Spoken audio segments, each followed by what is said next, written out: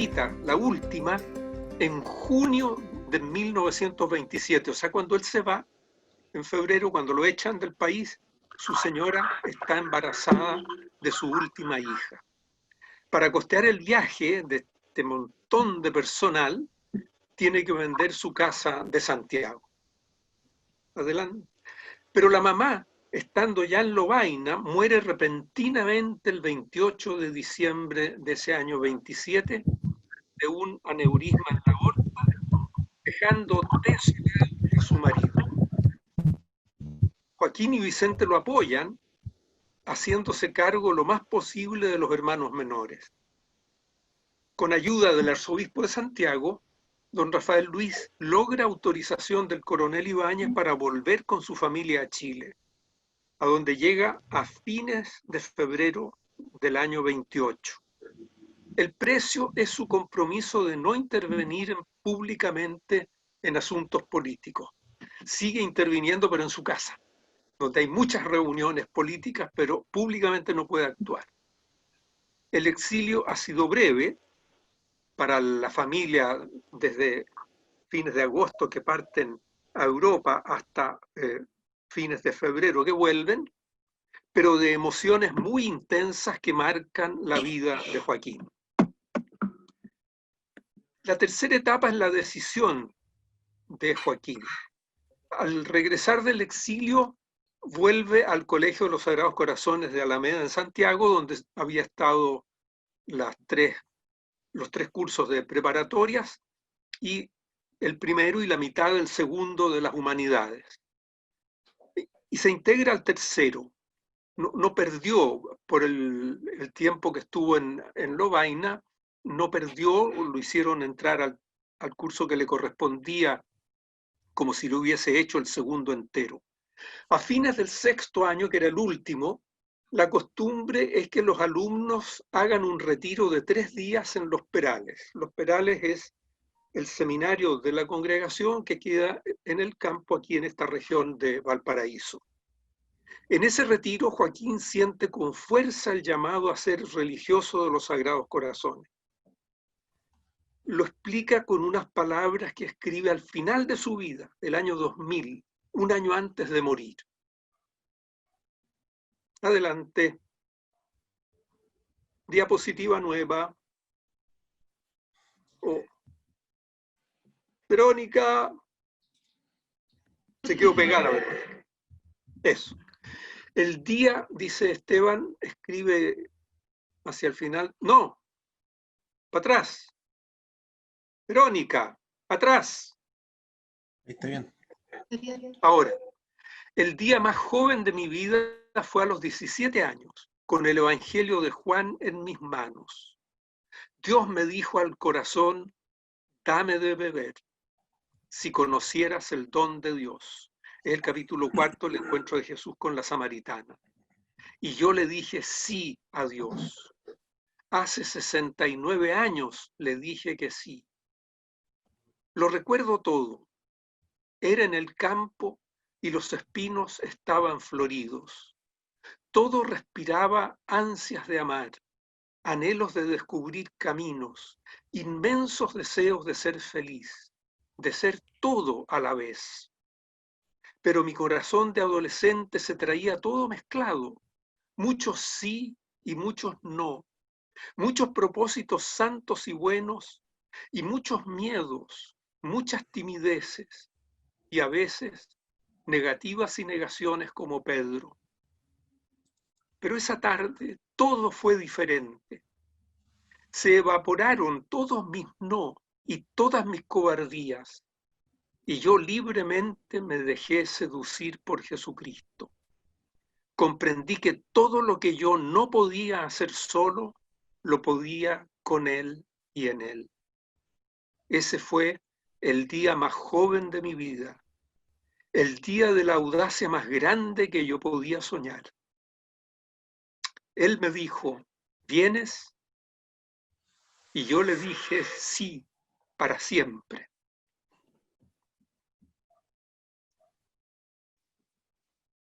Formación y los primeros años de sacerdocio. Joaquín viaja a Los Perales, sede del noviciado, el 21 de enero de 1932. Este retiro ha sido en octubre del año 31. Al empezar su noviciado, por una costumbre que había en ese tiempo, no podía haber dos padres en la misma provincia con el mismo nombre, cambia su nombre por el de Esteban, que conservará hasta el final de su vida, porque esa costumbre se acabó el año 58. Pero él mantuvo ya el Esteban. Se ordena de sacerdote el 18 de diciembre del año 38. Entre 1940 y el 47 es profesor en el Colegio de Alameda. Son los años de la Segunda Guerra Mundial, que hace sufrir mucho a los hermanos franceses de la congregación en Chile, que son todavía mayoría, y la Segunda Guerra Mundial va a repercutir en Chile con graves problemas económicos durante toda la década del 50. En abril y mayo, todavía no, en abril y mayo del 47 el superior general francés, el padre Juan del B, visita la provincia. Al término de ella, nombra provincial al padre Esteban, que no cumple aún 33 años. Su mandato es por 5 años. Provincial. Son años muy difíciles para él, porque no se siente a la altura de la tarea. Al recibir el cargo, él ha pensado que puede colaborar en dos frentes, que sería lo que él podría aportar a la provincia. El primero, ayudar a mejorar la relación entre el grupo de los franceses, que hasta hace poco han sido la mayoría de la provincia, y el grupo de los chilenos, que en esos años va creciendo muy rápidamente, hasta pasar a ser la mayoría de la provincia. Hoy nos queda un solo francés, el padre Antoine Nivilly, que tiene 100 años cumplidos este año.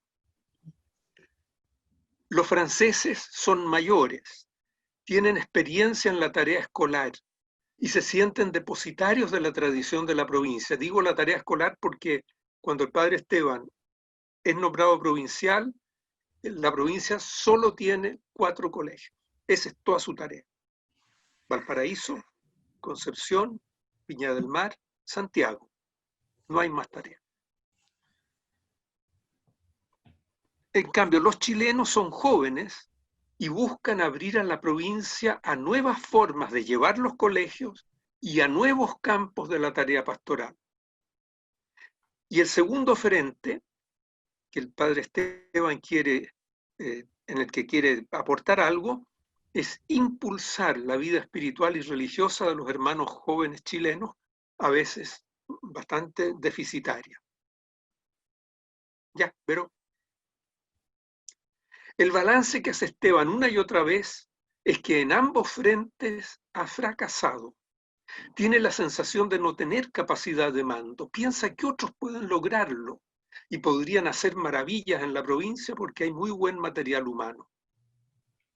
Esta permanente sensación de fracaso lo hace vivir tironeado entre su decisión de obedecer, porque cree firmemente que la decisión del Padre General representa lo que Dios quiere para él, y el deseo a ratos obsesivo y angustioso de tirar la toalla y renunciar. Tirar la toalla es una expresión del box, cuando uno de los boxeadores está ya muy golpeado y tira la toalla indicando no puedo seguir, me basta, llego hasta aquí. Porque además de no sentirse a la altura de la tarea, va creciendo en el padre Esteban un deseo poderoso de dedicarse a los pobres. El problema se hace prácticamente insoportable para él cuando en mayo de 1952 él recibe la carta el mismo 21 de mayo en que había sido nombrado. El 47 le llega la carta el mismo día en que el padre general lo nombra provincial por un nuevo periodo de 5 años. Ahí pasa por un periodo tremendamente angustioso. Al final el general le dice, mire, en septiembre del 53 hay capítulo general y usted tiene que venir. Aguante hasta septiembre del 53 y ahí cara a cara resolvemos el problema. Y ahí cara a cara decide relevarlo del cargo. En 1956 es nombrado maestro novicio en Los Perales donde se queda hasta 1963. Paréntesis, yo fui novicio de él el año 60. Cierre paréntesis. Ese año marca el inicio de una nueva etapa en la vida del padre Esteban, el 63, porque es destinado a partir del 64 a fundar una parroquia nueva en una zona obrera de Santiago, situada en la zona sur, la que será la parroquia San Pedro y San Pablo. Esteban, última etapa que voy a presentar en el mundo popular. En San Pedro y San Pablo se quedará, salvo 5 años que pasa en la Unión, 86 a 90, hasta su muerte el 6 de mayo de 2001. Paralelamente, desde el 74 y también hasta su muerte, prestará una importante colaboración al movimiento Encuentro Matrimonial. Los años de Esteban en el mundo popular son muy intensos, en parte por la intensidad de la vida social y política en el país. Aquí los mayores hemos vivido, yo y los mayores que me están escuchando, hemos vivido esas etapas. Son los años de la Revolución en Libertad del presidente Frei Montalva, 64-70, los años de la Revolución a la chilena o con empanadas y vino tinto como paso al socialismo de Salvador Allende, del 70 al 73, los años de la Revolución silenciosa de la dictadura militar, del 73 al 90, 17 años, y los años de la recuperación de la democracia que no fueron fáciles, con los gobiernos de la Concertación del 90 hasta más allá de la muerte de nuestro tata Esteban. Y seguimos todavía enredados con estos tiempos difíciles. Pero la intensidad de esos años se origina también en el mismo Esteban, que a pesar de haber llegado de 49 años cumplidos, o sea, casi 50, vive una profunda transformación de su manera de vivir y de su mundo interior, que lo enriquecen muchísimo. Necesitaríamos varias charlas para poder describir, aunque superficialmente, la experiencia de Esteban en esos años. Hay una cosa que él dice muchas veces en sus escritos más personales que no se han publicado. El contacto con los pobres me hizo comprender la verdad del Evangelio. Pero aquí creo que basta solo una mención a su defensa apasionada de los derechos humanos conculcados durante la dictadura. Una experiencia tremenda. Perito. Y ahora pasamos a algunos rasgos de su personalidad. Voy a hablar de 4 rasgos. Primero, el humor. El humor del padre Esteban era suave y cariñoso, diría yo. Se solía derramar en las semblanzas cuando había fiesta para celebrar a algún hermano que cumplía años importantes, 25, 50, 60 o más, de vida religiosa o de sacerdocio. Él describía con un humor muy fino la personalidad del festejado. Pero este humor aparecía también en cartas o en otros escritos. Voy a un botón de muestra. Cuando el padre general se va de Chile, luego de esa visita del año 47, se va a fines de mayo, se llevó sin darse cuenta la llave que le dieron de la casa de la Alameda, donde alojó todos esos días finales. Cuando se da cuenta ya está en Perú, entonces desde allá la envía por correo.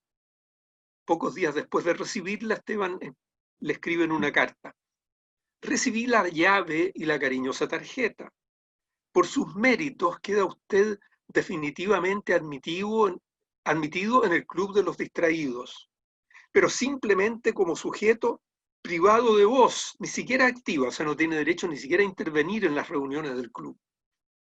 Espero que siga haciéndose digno de optar al secretariado o a la presidencia. Esto lo dice en una carta del 27 de junio. Él conoció al padre general en abril, cuando llegó, a comienzos de abril. Entonces, en abril y mayo ha tenido con él un encuentro tan profundo, tan gratuito, tan hermoso, se han hecho tan amigos que es capaz de echarle esa broma, sabiendo que el otro la va a saber interpretar bien. Segundo rasgo, poeta. A mi juicio, yo no soy ningún crítico literario, el padre Esteban es un gran poeta. Quizá podría haber escrito obras perdurables y reconocidas si se hubiese dedicado a la tarea literaria, pero él era ante todo religioso y sacerdote. La poesía le brota espontáneamente, y tal como le brota la entrega, sin pulirla demasiado. Yo que estuve metido en el archivo con todos sus papeles que quedaron después de su muerte, vi cómo casi no tacha. Los papeles poéticos están prácticamente de un tirón. A menudo también su prosa es profundamente poética. Al final voy a leer una prosa poética hermosísima. Cito un escrito del año 93 en que él habla de su poesía. Pero frente a la belleza de cuanto Dios ha creado, mi palabra siempre me deja descontento. San Agustín decía que la lengua no es suficiente para el corazón. Después de escribir, siento deseos de pedir perdón. Perdón por no poder dar a entender lo que yo vislumbro. Perdón por no llevar todo el fuego necesario para encender el corazón de los demás. Pero debo reconocer, por otra parte, que soy como los niños. Al balbucear, busco las palabras y éstas enseñan los pasos para bajar al misterio de lo que todo ser humano lleva dentro en su interior. Así, no me da fastidio hablar y escribir. Doy gracias a Dios que me permita andar tejiendo hilos entre las cosas y los hombres, y entre los hombres y el Dios vivo que es amor. Esteban fue criado incluso antes que yo, y en mi tiempo hombre era genérico, servía para varón y mujer. Hoy día no, pero no me atreví a cambiarlo porque él escribió hombre. Pero tenemos que entender todos, ¿no? Tercer rasgo, pastor. Yo recojo en esta parte simplemente testimonios que dan feligreses de San Pedro y San Pablo en el año 2010, cuando son testigos en el proceso diocesano sobre la vida y las virtudes del padre Esteban, un proceso que es previo al que se hace en la Congregación para las Causas de los Santos en el Vaticano, y que, de ser aprobado, llevaría a la beatificación oficial del Tata Esteban. La figura de Esteban Pastor que se dibuja en esos testimonios es la de un hombre entregado por entero al servicio de la gente de esas poblaciones, sean o no católicos. Cito algunos de esos testimonios, esto da para mucho rato. En la relación del padre Esteban con las personas sobresalen dos rasgos. El primero es su cercanía. El padre Esteban los visita en sus casas, comparte con ellos, los acompaña. Ahí hay tres testimonios. Él quiso siempre ser asumido y entendido como uno más. Y era entendido como uno más por todos. En el barrio y la comunidad siempre fue muy reconocido y muy amado. Esteban podía entrar en cualquier casa y esa era su casa. Y en cada familia, y esa familia lo consideraba como si fuera un miembro más de ella. Él no se vistió del privilegio sacerdotal para tener un trato distinto. En su forma de vivir era un hombre tremendamente austero. Conocí su casa y su aposento. Era de una sencillez tremenda. Vivía como nosotros que éramos pobres. Él me enseñó algo muy importante, que la sencillez y la pobreza no tienen que ver con la fealdad. Ahí, con muy pocas cosas, el ambiente era muy hermoso.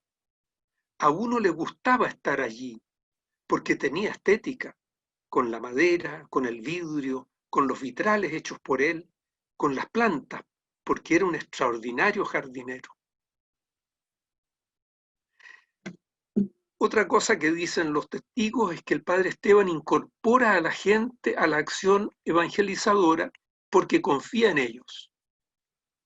Buscó hermanos de nuestra comunidad para que fueran catequistas, como Jesús escogió a los pescadores para que enseñaran a otros. Y otro rasgo es que une la dimensión religiosa con las dimensiones sociales y materiales de la vida. Siempre nos dijo, la oración y la espiritualidad no deben dejarse dentro del templo, tienen que tener una acción. Y eso nos fue transformando a nosotros y a toda la parroquia. Había que orar y hacer cosas. El padre Esteban está siempre disponible para el servicio que le pidan, sin discriminar a nadie y sin condenar. Un caso muy notable es este.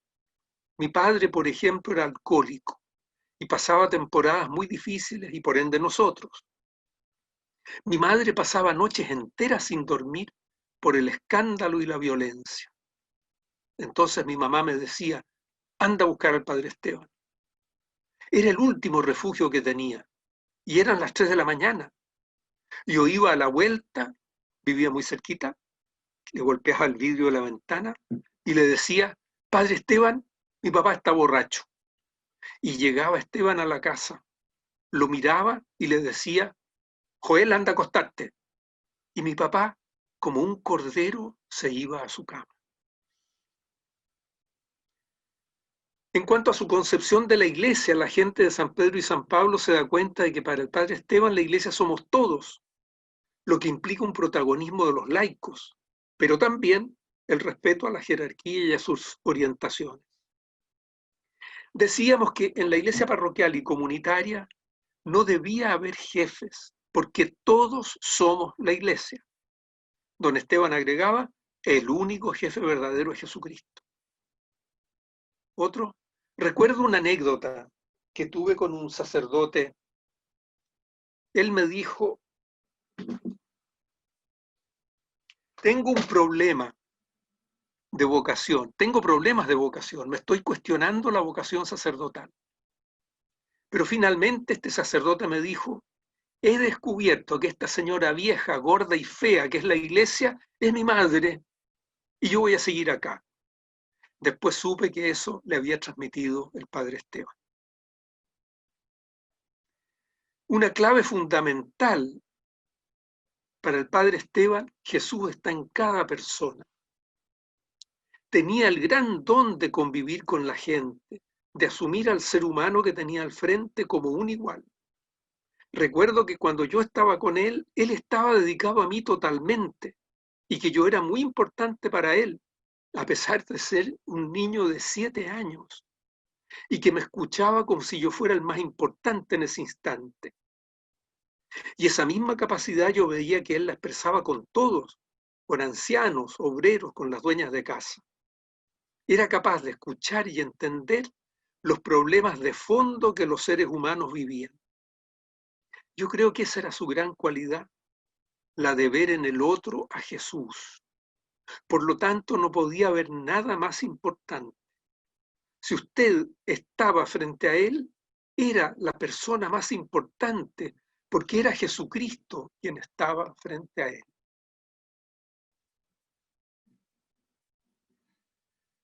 La parroquia San Pedro y San Pablo invita a la celebración parroquial del 29 de junio del 88, cuando el padre Esteban es párroco en la Unión. En su respuesta hace recuerdos de los inicios en San Pedro y San Pablo. Muchas veces, dice, me he sentido confundido cuando en esos barrios la gente me ha dado las gracias con verdadero cariño. Por dentro generalmente yo me he dicho, soy yo el que te doy las gracias. Tú me traes a Cristo que se asoma por tus ojos bondadosos, o me traes a Cristo en su pobreza o en su dolorosa pasión. Muchas veces también he sentido con cierta vergüenza la injusticia bondadosa que hay en atribuirnos tanta importancia a nosotros los sacerdotes, cuando los verdaderos pioneros de la Iglesia son más bien ustedes, no solos, con nosotros y con nuestros obispos. Mientras más pasan los años, ya cuento con 74, más se arraiga en mí la convicción de que lo importante está en el con.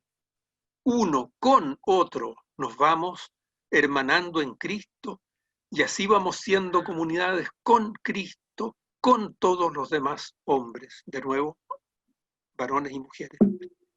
Hay que creer que el nacimiento de una sociedad nueva tiene que ir haciéndose como el pan, con muchos granos de trigo amasados unos con otros.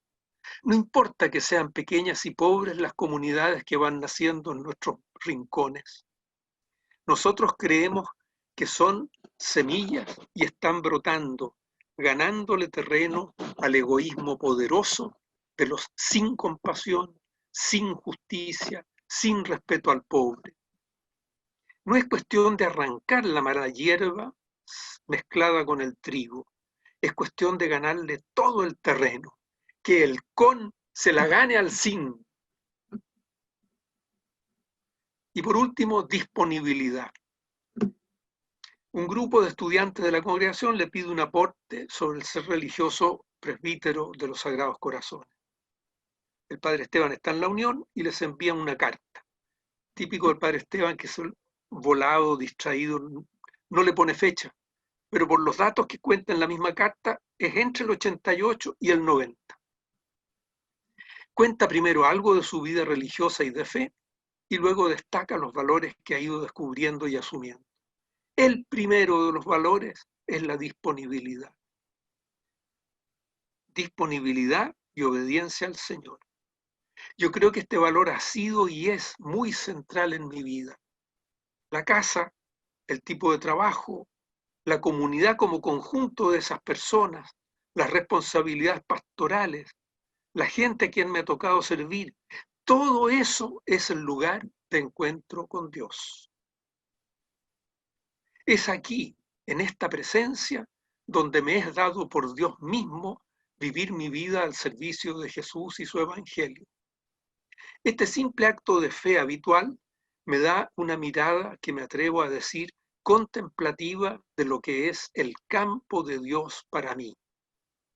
Esta mirada, con altos y bajos de infidelidades, me crea una actitud interior que podría describir como una especie de conciencia habitual de que lo único inconmovible es Jesucristo y de que lo que se me pide es hacerle confianza aquí, hoy. Me da la oportunidad de dejar en las manos de Jesucristo mi persona y mis tareas. Me da paz, me hace pacífico. Termino con una oración de Esteban que él tituló La fiesta. No hay duda de que el Padre está organizando una fiesta, y esa fiesta es para mí. Él la desea tan especial como jamás se había hecho antes, porque siempre le oí decir que cada hijo es único, fuera de serie. Me envió un breve recado. Es para ti, hijo. Por favor, no dejes de venir. La alegría de mi padre es inmensa. Lo veo asomarse por aquí y por allá, preocupado del más mínimo detalle. Goza escogiendo lo que sueña para mí. Desde la eternidad, los preparativos ya son parte de la fiesta. Pero yo vacilaba en aceptar su invitación. Decía para mis adentros, no merezco una fiesta, mis ropas están sucias, mis pies están desnudos, no tengo con qué comprar un regalo digno de mi padre. Si no voy, ¿qué pasará con la alegría de mi padre? Él me espera a mí. Sin mí no hay fiesta. Si espero a lavar mis vestidos y secarlos al sol, si espero a salir de compras para tener zapatos nuevos, si espero a conseguir un trabajo para ganar lo suficiente y poder comprar un regalo, para entonces ya habrá terminado el día. Habré rechazado la fiesta preparada para mí por las propias manos de mi padre. Ahora me doy cuenta de que yo estaba más preocupado de mi propia indigencia que de la alegría del Padre. No podía comprender la profundidad de la gratuita alegría de Dios. Es tan simple. Él me ama en su propia infinidad sin dimensiones. Me ama por mí y como soy. Él mismo me hace responsable de su alegría. No me invita por mi ropa, ni por mis zapatos, ni por mi correcto regalo de niño bien cumplido. Simplemente me ama como aman los papás y las mamás. Cuando me vio llegar, descargó sobre mí toda su alegría. Lo miré tan contento que se callaron todos mis discursos. A él no le importaba contaminarse con mi ropa sin lavar. Su abrazo me revestía de todo bien. Me pareció que en su presencia hasta era mejor caminar descalzo y no llevar ninguna póliza de seguro, ninguna otra virtud que la confianza en su amor. Comenzó la fiesta y Dios me dijo: mira, te he liberado de tus pecados y te voy a vestir con mi propio traje de fiesta. Entonces pusieron sobre mi cabeza una corona que yo no había comprado. Lavaron mis ropas en la sangre del Cordero. Me bañaron con agua de fuente viva y comenzó la fiesta que no ha de terminar.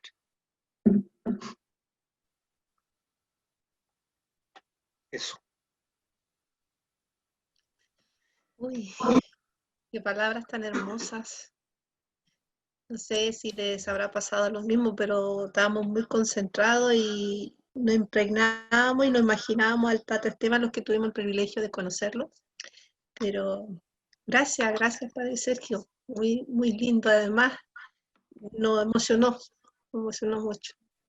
A mí me emociona esa última Sí, Dios, oración del Tata. pero bien, hoy día es un día de fiesta, es un día en que hay que darle gracias al Señor por haber conocido al Padre Esteban y ahora más todavía, sobre todo a través de sus palabras. Ahora, como es un conversatorio, hubo un momento en que había que inscribirse para este momento y a través de un link pedimos que quien pudieran hacer algunas preguntas lo hiciera. ¿Ya? Igual los invitamos a que aquellos que quieran hacer alguna pregunta a usted relacionada con el Padre Esteban lo puedan hacer a través del chat. ¿Ya? Así que ahí están todos invitados. Y invitamos a Fernando, que es parte también del equipo de la causa del Padre Esteban Gumucio, de la parroquia San Pedro y San Pablo, que le va a decir las preguntas, Padre, y a ver si usted nos puede ayudar ahí a responderlas. Siéntase con la libertad de poder decir lo que usted siente. Si no lo sabe, obviamente lo dice. ¿Ah? Así que aquí entre todos somos hermanos y nos apoyamos. Así que ahí, Okay. por favor. Hola a todos. Padre Sergio, Dígame, la primera pregunta que hicieron algunos participantes: ¿cuál es el legado del Tata Esteban? El legado. Yo creo que tiene muchas facetas el legado del Padre Esteban. Por un lado, lo que dejó en el corazón de las personas que lo conocimos. Ahí hay un legado medio imborrable. En segundo lugar, está el legado de sus escritos que hemos publicado en la congregación. En vida de él se publicaron 2 libritos, después en la congregación hemos publicado creo que 7, y yo creo que queda material por publicar unos 10 más. Y ese legado de los escritos es muy impresionante porque la palabra del Padre Esteban sigue siendo una palabra que transmite al Señor Jesús. Yo lo he comprobado en estos últimos 4 años en que he estado trabajando en su causa, en que he ido conociendo sus escritos y los he empezado a utilizar como ahora. En charla que me pidan, meto cosas del Tata Esteban. Y cada vez que leo un texto del Padre Esteban, se produce una conmoción en las personas. He usado también escritos del Tata Esteban al celebrar matrimonios desde antes o en funerales. Sucede lo mismo. Algunas personas al final se acercan a preguntar: ¿de dónde sacaste esa cosa tan hermosa y tan conmovedora? Impacta tan fuerte. Yo creo que el legado de sus escritos tenemos que aprovecharlo muy a fondo. Eso diría yo, el legado en las personas y el legado de sus escritos. Ya, padre. Otra pregunta. ¿Por qué es importante para la Iglesia hoy en día conocer al Tata Esteban?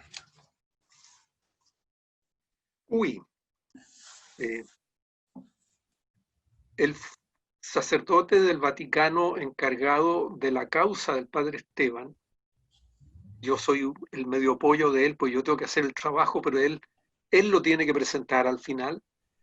Él me dijo el 6 de junio del 2018, cuando le llevé 2000 y tantas páginas con escritos nuevos, no editados de Esteban, escritos inéditos que no se habían llevado en el primer momento del año 10, me dijo, en noviembre tenemos que tener todo terminado porque en las circunstancias actuales de la Iglesia chilena habían ya estallado los escándalos de abuso.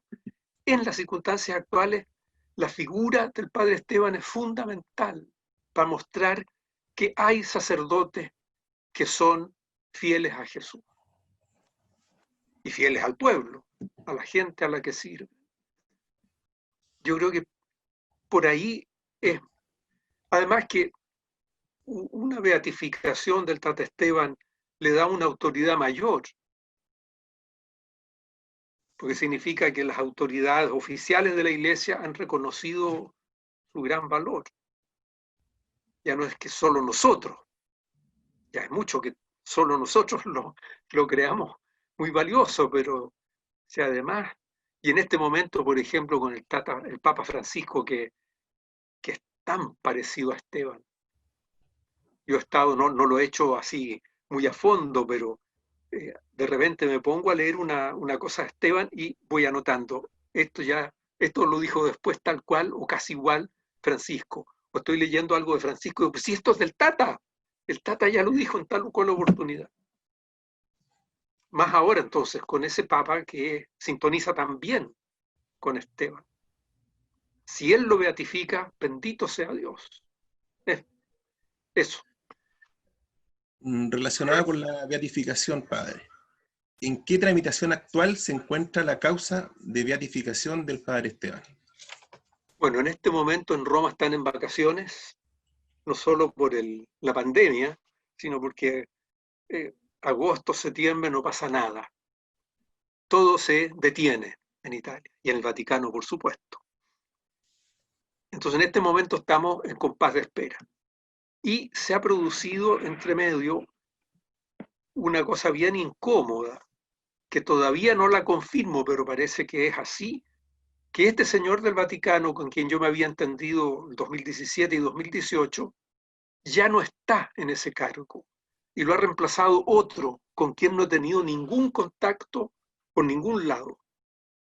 Yo en junio le mandé un mail largo a mi pollo entero del Vaticano contándole que había terminado de hacer la biografía, por lo tanto que solo quedaba un trabajo que hacer, que no lo hago yo, sino que Eduardo Pérez Cotapo, que es la presentación de las virtudes del padre Esteban.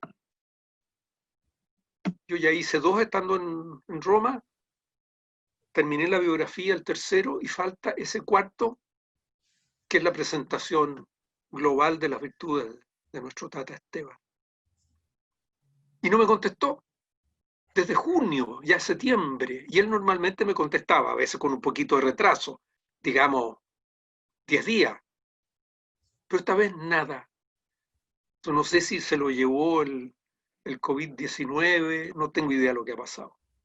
Entonces, cuando estuvo acá nuestro general Alberto Tután, yo hice un archivo de 20 y tantas páginas con todo lo que está pendiente en Roma y se lo encaleté a él para que él apure las cosas allá. Así que en este momento estamos en compás de espera, no solo por las vacaciones romanas, sino por no saber quién está a cargo allá, o sea, con quién tengo que comunicar. En todo caso, el proceso de beatificación consiste en los testimonios que se recogen acá en la diócesis, y eso está hecho. Yo tenía, en mi primer trabajo en Roma, tenía que extractar las afirmaciones más importantes de los testigos, eso se entregó. En un segundo momento tenía que presentar extractos de los escritos inéditos de Esteban, lo entregué, porque los escritos publicados están todos allá. El tercer momento era la biografía, y el cuarto, esto que dije de la presentación de sus virtudes. Esos cuatro se convierten en un libro que se entrega, que se llama Positio, que es como la presentación, ponemos ahí delante de la congregación de las causas de los santos, ponemos la figura del candidato.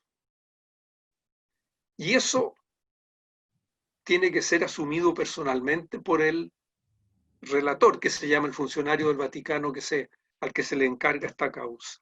Él tiene que ponerse la camiseta de Esteban. El anterior parece que se la estaba poniendo por lo que me dijo, el 6 de junio del 18.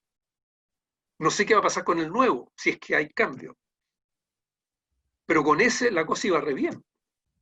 Porque él se estaba poniendo la camiseta, entonces él iba a presentar, porque esa posición tiene que ser presentada ante la asamblea de la congregación de las causas de los santos, que parece que son unas 40 personas entre teólogos, cardenales, obispos, personal de allá.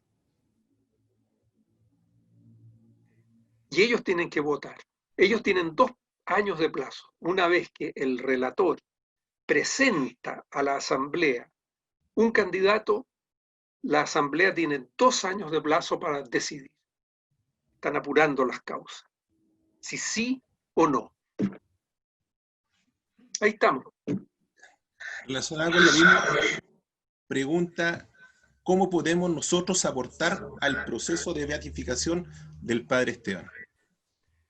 A ver, ya aportaron los que dieron testimonio, que son 72 personas, de las cuales 27 feligreses de San Pedro y San Pablo. Varios hermanos de la congregación, varias parejas de encuentro matrimonial, 6 familiares del Tata Esteban, 3 sobrinas y 3 hermanos que estaban vivos todavía.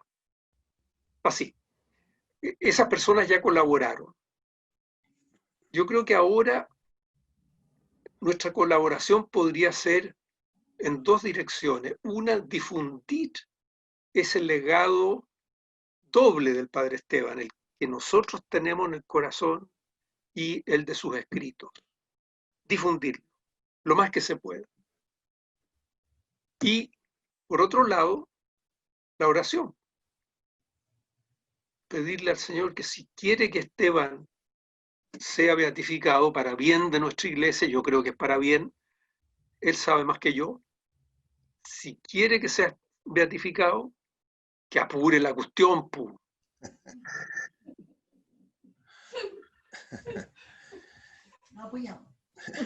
Padre, ¿quieren saber de qué manera influyó en usted, en su vida religiosa, el Padre Esteban? Yo creo que cuando más ha influido, influyó mucho desde antes, pero creo que cuando más ha influido ha sido estos 4 años. Yo he podido entrar en el interior del Tata Esteban. Además que yo lo conocí cuando yo tenía 7 años de edad. Yo era niño, el año 46, 47, y él era provincial recién nombrado. O fue el 46 cuando él trabajaba en el colegio. Y los chicos, yo estaba en el 46, estaba en tercera preparatoria, o sea, tercero básico, y el otro estaba en cuarto. Yo creo que fue el 46 cuando estaba en tercero básico. Teníamos por horario de 8:30, que era la hora de entrada, a 9, media hora que se llamaba estudio. Y me acuerdo patente, el Padre Esteban entró el primer día de clase a las 8:30 a mi sala de clase y dijo, A ver, niños, vamos a aprovechar esta media hora de estudio contando cuentos. Y se puso a contar cuentos. Y nos contó cuentos, nos contó cuentos. Era un solo cuento porque era el mismo personaje todos los días, durante todo el año. Llegaba, ¿dónde quedamos? Y alguien del curso le decía, en tal parte. Y ¡prum!, seguía contando el cuento. Inventado en el momento mismo. Él gozaba y nos hacía gozar a nosotros. O sea, mi primer impacto de Esteban fue gozoso. Después lo perdí de vista y me reencontré con él. Debo haberlo visto entre medio un par de veces, pero sin mayor influencia. Y me reencontré con él el 60 cuando fue mi maestro. Y ahí el recuerdo que yo tengo de su maestría fue que me dio libertad. Mi tendencia es a enredarme, a ser rígido. Esteban trató de soltarme, no sé cuánto le resultó, pero algo por lo menos. Yo recuerdo que me ayudaba a soltarme, a no enredarme en cuestiones tontas. Y después me tocó compartir en el equipo de formación.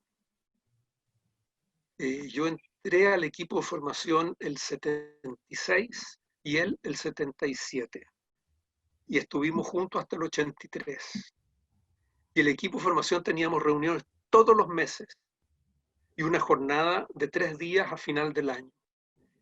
Y en esas jornadas en esos encuentros mensuales y esa jornada final del año, durante todos esos años, a mí me impactó cómo Esteban había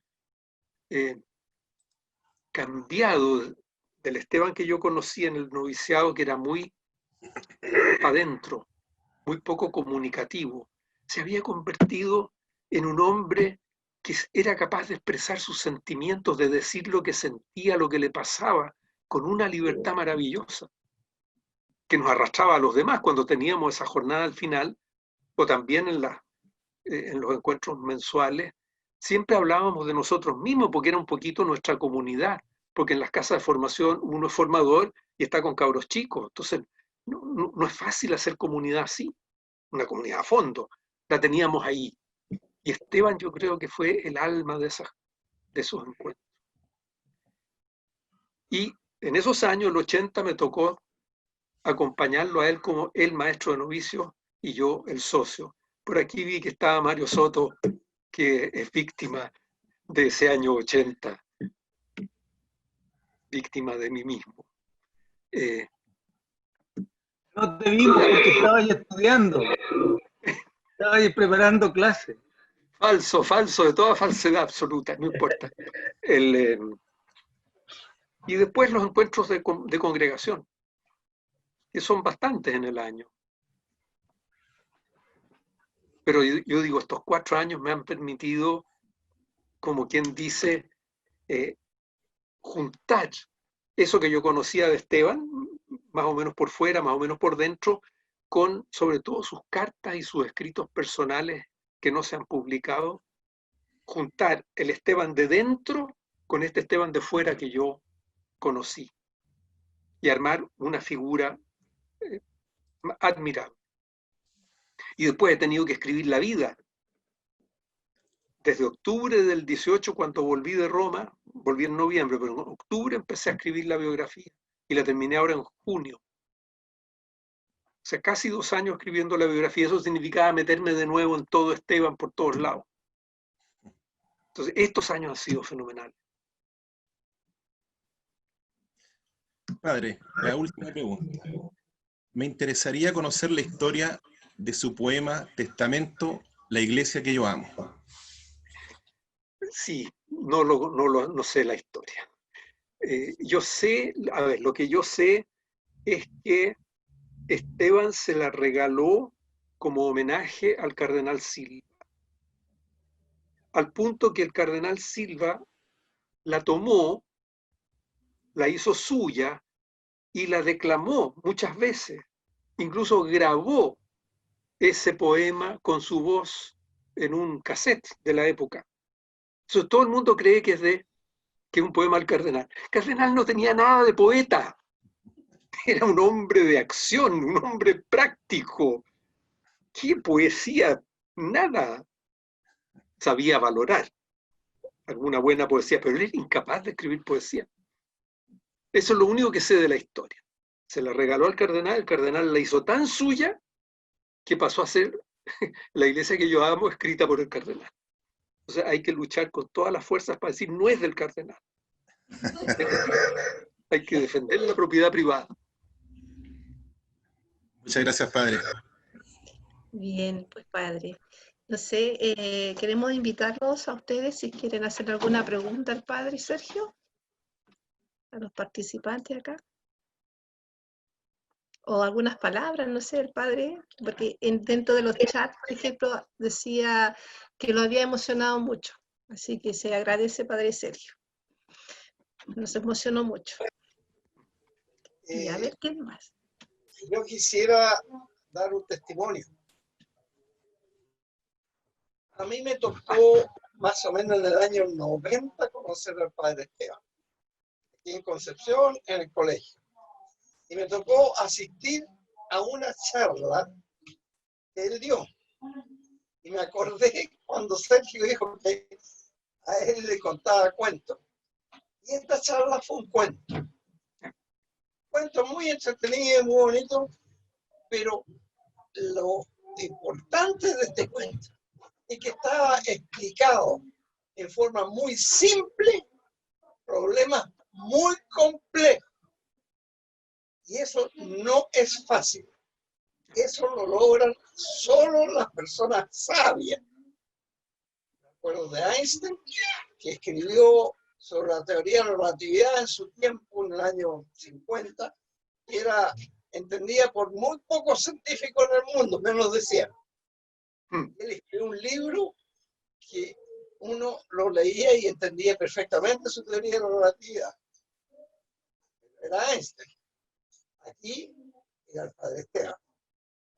Realmente de una sabiduría y de una profundidad para explicar de forma tan simple problemas tan complicados como la salvación. Así era. Son de Concepción. Bien, pues muchas gracias, don Luis. No sé, ¿alguien más quisiera comentar algo, preguntarle al padre Sergio? La Anita, Inesita. Anita, Juan Salazar. ¿cómo está, padre Sergio? Muy bien, gracias. Quiero hacerle una pregunta, ya que, digamos, siempre nos ha interesado todo lo escrito o lo que se vaya investigando de nuestro querido Tata. Y me cabe lo que usted acaba de decir, que escribió una biografía y que la terminó ahora en junio o julio. ¿Cuándo nosotros, los simples, vamos a poder leer esa nueva biografía? Creo que hay que esperar que termine el proceso de beatificación. Parece que este escrito, la positio, que hay que presentar al Vaticano, tiene un cierto carácter de reservado mientras no haya la decisión de la Congregación de los Santos. Ahora, yo soy, ¿cómo decirlo? Soy ladrón, porque robo muchas de las cosas que están en las tres partes que yo he escrito y las uso. Estos testimonios que les leí, las etapas de su vida, todo eso está guardado bajo llaves, pero yo tengo una ganzúa, abro y saco y difundo lo más que puedo, pero así completito hay que esperar. Gracias, padre. Gracias, pues, Juan Carlos. Inesita parece que quería decirnos algo. Sí, sí. Bueno, sobre todo felicitar al padre Sergio por su trabajo. Y además que tuvo un buen maestro, pues el Tata, no puede haber tenido otro.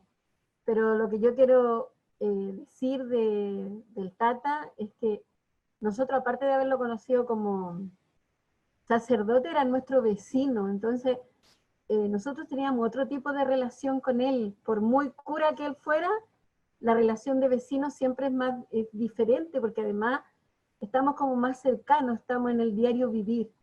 Y él, en el tiempo que vivió en el 21 Oriente, bueno, y así como todos los que han vivido en el 21 Oriente, pues son, entre ellos mi querido padre Sergio. El trato con todo ha sido, es diferente porque por lo menos el Tata, como ahí decía en una de las, de la mención que se dio, él iba a las casas, él conocía la realidad que vivía cada ser humano. Yo el otro día conversábamos con el segundo que si él hubiese estado aquí en la pandemia, así como el Mario Soto no se habría quedado dentro de la casa. Él habría salido con mascarilla a ver lo que había en las diferentes casas, porque él sabía de la necesidad de cada uno de nosotros, siempre.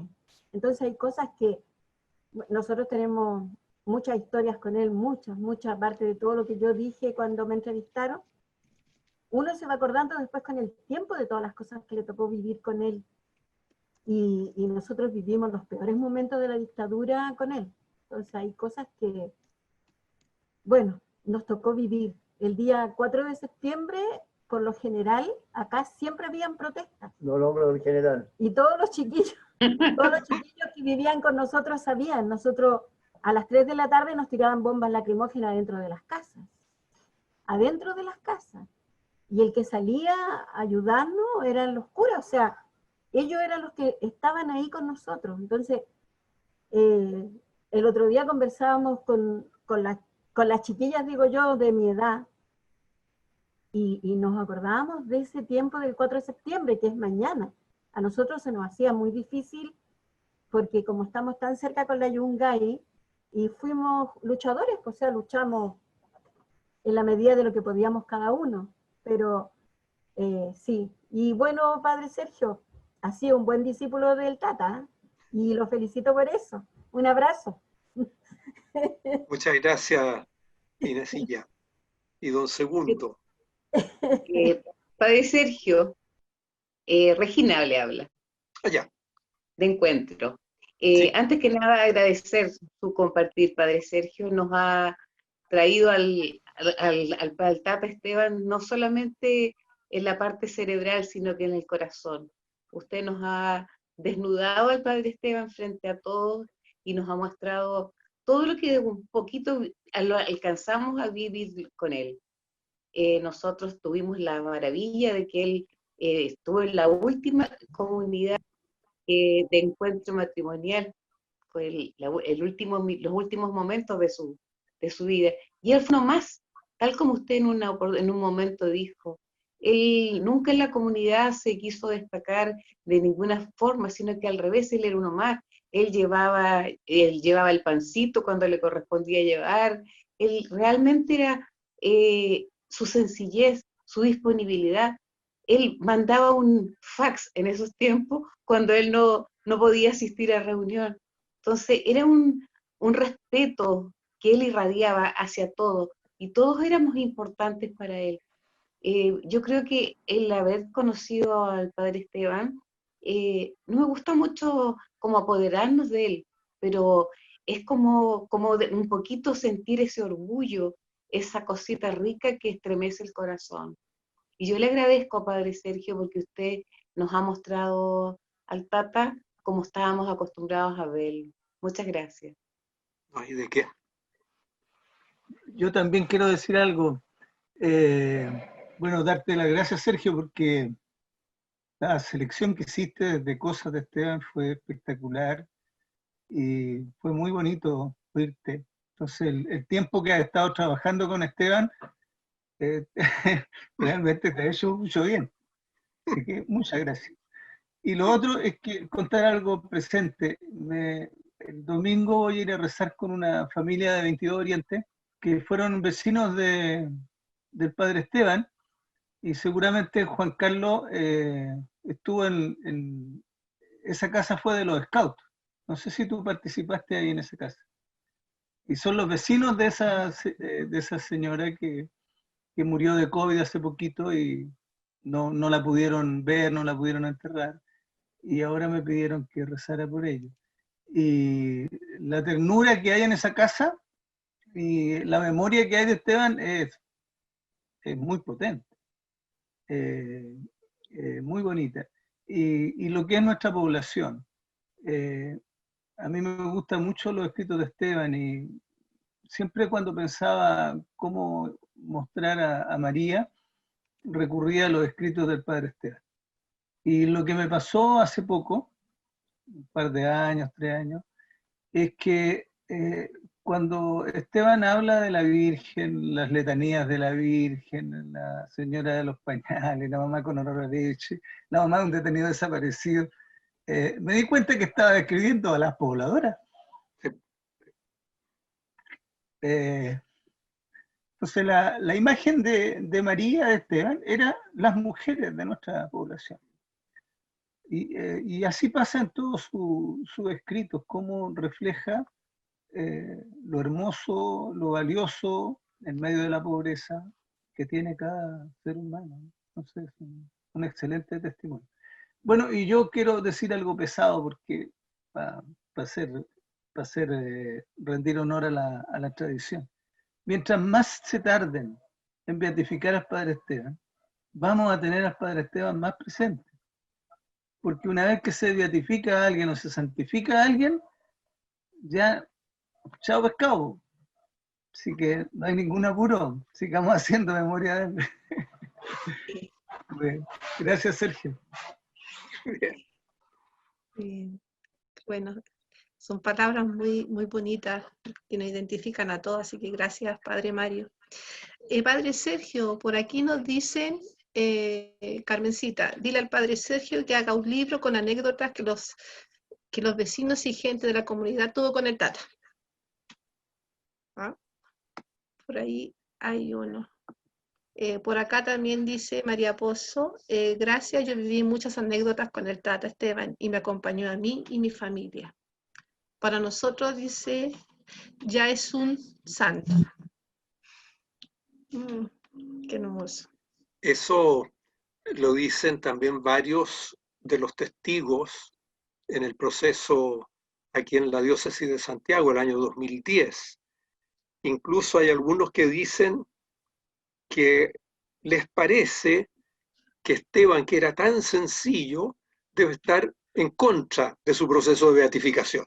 Sí. Que si le preguntan a él va a decir, no, no me beatifiquen, no me saquen de ser un ser humano normal. Pero otro, también de San Pedro y San Pablo, dice una cosa que es muy hermosa. Dice que el gran aporte en esta línea de la santidad, el gran aporte de Esteban es que puso la santidad a nuestra altura. Porque normalmente, dicen, las vidas de los santos son inalcanzables, son especies de superhéroes. Esteban es alcanzable, es imitable, porque lo que hacía era amar. Eso que dice él de la disponibilidad. Dios está presente aquí, ahora, en esta comunidad que me toca vivir de la congregación, con esta gente a la que estoy sirviendo pastoralmente. Ahí está Dios para mí. Entonces no hay que hacer ninguna cuestión demasiado espectacular. Me pareció tan adecuada esa reflexión de este testigo. Puso la santidad a nuestra altura.